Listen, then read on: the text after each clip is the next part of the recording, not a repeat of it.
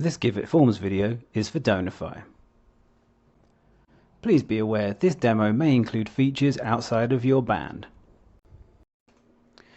Let's add a constituent type field to our form. I'm just going to pop it in there.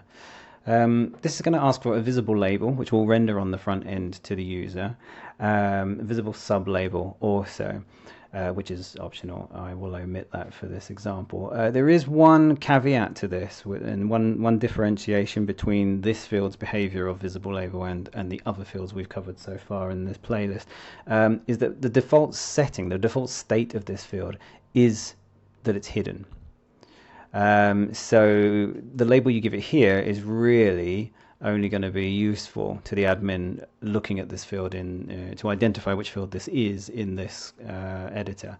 But I will demonstrate the inverse of that in a moment, and you'll see why this is important. So I am going to put what type of user are you, which is a hideous question to put on a form. Please don't ever phrase it like that.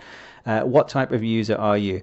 By default, they're an individual. Donorfy's operating model for the intake of new constituents is that they are individuals, a hard-coded preset of Donorfy, individual, unless told otherwise. So that, therefore, is the default hidden value. But you can amend that here. Let's imagine you have organization as a constituent type in your Donorfy configuration. By making this a hard-coded hidden value of organization, that's the mapping, that's the constituent type that gets addressed for all submissions through this field form. However, individual, let's put that back together. Let's let the user define the type. Let's let them do that. That now updates the rendering of the field. It updates the UI on our side as well. So we're now going to be putting together a drop-down list, and the user gets to make a single selection from the options available about what type of user are you. Again, you wouldn't phrase it that way on the form. Perhaps that would be written, how are you donating to us today? And the inference being that individual is an option and organization is an option. The user can deduce the genesis of this question. You can continue adding choices. You can obviously remove choices. But each choice you add comes with this checkbox here. Would you like to make this option exempt from gift aid?